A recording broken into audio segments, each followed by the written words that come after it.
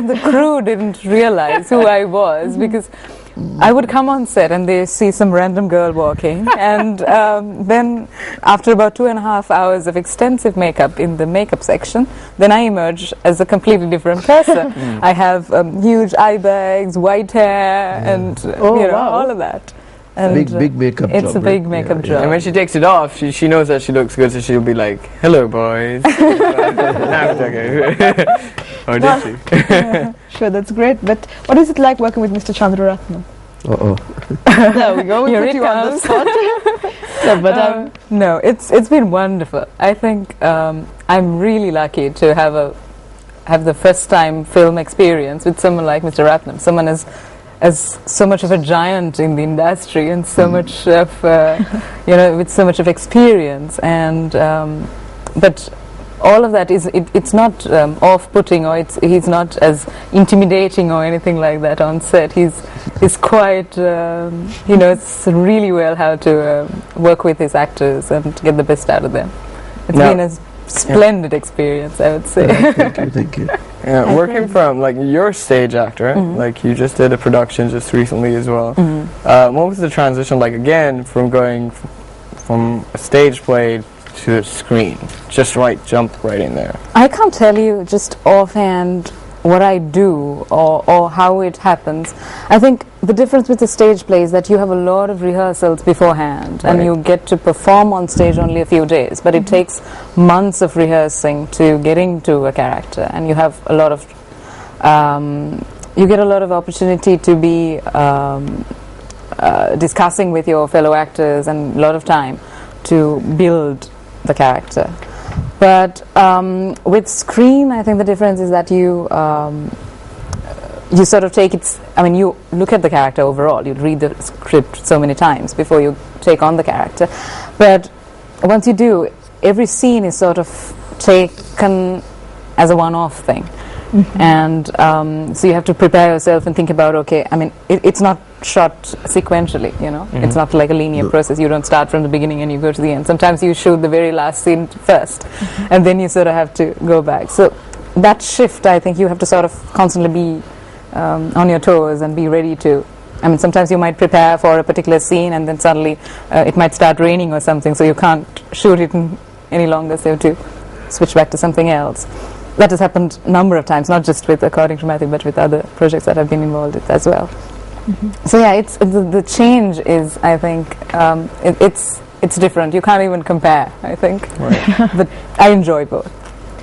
But now that you've got your first taste of film acting, how does it compare to stage acting? And do you think that you will like to go on further with this? I would continue with both, I think. I mean, the experience is completely different, like I was saying earlier. And I mean, the experience, saying from for an actor, I think you have a very live engagement with the audience when you are acting on stage, and you know whether they are liking what you're doing, or you know whether your character is loved or hated, or you can feel it. It's sort of, I mean, they might not laugh, they might not clap, they might not do anything. Even in their silence, there's sort of, it's very atmospheric. You feel it, For me, I think the first time I saw myself on camera, on screen, was for a teledrama, and I was on pins when I, because you feel that you can't, as an actor, you've lost control, once it's shot, it's taken, it's edited, and it's given to there's nothing you can do about it, so that was very difficult for me, the very first experience for TV, but then later on I adapted to it. But it's different. You can't compare. But if I put the same question to you, what was it like to work with Bimsara? Now she's acting in a film on screen for the first time. Yeah, well, I saw the audition, I liked it, and she delivered the goods. I mean, I think she did a very good job, and it's the toughest part in the movie, because although, as she said, it's a very passive part. The emotions are shown with the face and the body language. It's easy to act with a lot of dialogue. The easiest thing to do for an actor is to say, "Stella!" Right? Yeah. Right. To shout. I'm talking about her last play. That's you know that's easy. It's other stuff that is tough. So so she's done a wonderful job. And I'm very happy with her, and I'm looking forward to continuing the finishing the movie with you. Please. Thank you so much. Yeah, she's done a wonderful job, and I think she's got to keep at it, and she'll have a good career in movies, definitely. Right, now this is like, according to Matthew, it's just still, like we've spoken before, it's starting up Colombo. Everyone wants to know when it's coming out. Could you give us a rough, I know you can't give us an exact date. Could you give us a rough idea when we can be able to see this film? You're asking me? Yeah. No. Well, first of all, I have to finish the film. Right. We've had a little problem with dates for Alston and Jackie. So we were planning to do it in September, but it's pushed to October. Right. We're starting shooting on October 14th. And 2 weeks after that, we will finish the movie. And then we will edit it quite fast and have it. I want to have it ready for January release in Sri Lanka, even before we show it outside. Because my last movie, it's gone all over the world and it's never been shown in Sri Lanka. But these are movies that can work very well in Sri Lanka as well. Yeah. So I'm not only just concentrating on the international market because of the controversy and because of what is the publicity that has been self-generated. So in the newspapers every day, everybody's talking about you can't go to a party. You know, they say things to me. Hey, what are you doing with Father Matthew? What are you doing to him? And all those nice things. So I'm trying to get it out in January, February. In fact, I'm going to book the theater and aim for that. So January, that February. just keeps your goal there. That we'll look forward. I'm pretty sure. I'm 100% sure. There's no doubt in my mind that Sri Lanka is just going to raise up a storm about this film. That it's going to be one of the best so far. Anyways, so tell us about now A Common Man. Yes. Now, when I asked you last time your favorite movie, you said it was A Common Man so far. Very simple answer. My favorite movie is Father Matthew. Matthew. Yeah, so it's very straightforward I think what you need to know about Mr. Ratnam is that like every film that he's working, whatever he's working now is his favorite film. I see. But actually, that's the same with you as well. Each play that you do, you know, the latest play becomes your favorite one and the favorite character. Is it something like that? Yeah, most of it. I mean, there are certain ones that sort of leave a lasting impression on you, and I think sort of each and every character you play leaves something with you, you know.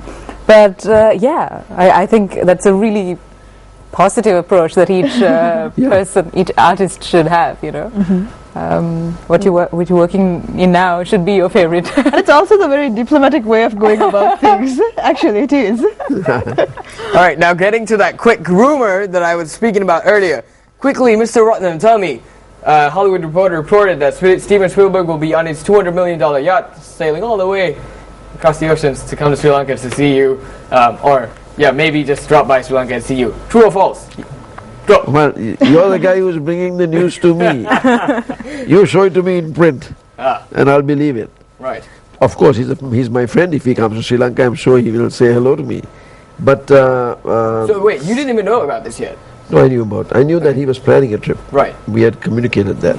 But so this it has is not somewhat started. of a rumor that the Hollywood Reporter is just like. Maybe I mean I didn't see it. You're the guy who told me. Oh. So show me. Looks like I'm the first one. Yeah, that's fine. Show me. You brought the news. I'd be happy to see it. Yeah, of course. Yeah. But I'm just sitting here and thinking, oh, he's friends with Steven Spielberg. I know who Steven Spielberg Just is. casually, Yeah, just buddy, very how's it No, casually. you work with these people. Yeah. I mean, it's like Bimsara and me. We work together on a movie. We become friends, and we consider that friendship. So likewise, I worked with Steven for a long time on that movie, Indiana Jones, and then we have been in touch, and I see him, and we have been friends. But it is all about the experience, isn't it? Of filmmaking. I'm sure that you get so much press happening and people saying things, but at the end of the day, it is for the love of your craft that you're doing this, right? Absolutely. Have you ever felt at some point that you're veering away from that? And if you do, what do you do to come back to No, your I don't original veer- love? I have never had the idea of veering away from that. I'm like a kid when it comes to that. This is my thing, man, and don't mess with it. Yeah, I think feel the same it's way? true for me as well. And I've seen though, I think sometimes people ask me, okay, is it easy to become an actor, or what do you do, and how do you differentiate between the celebrity aspects of it and the professional aspects of it?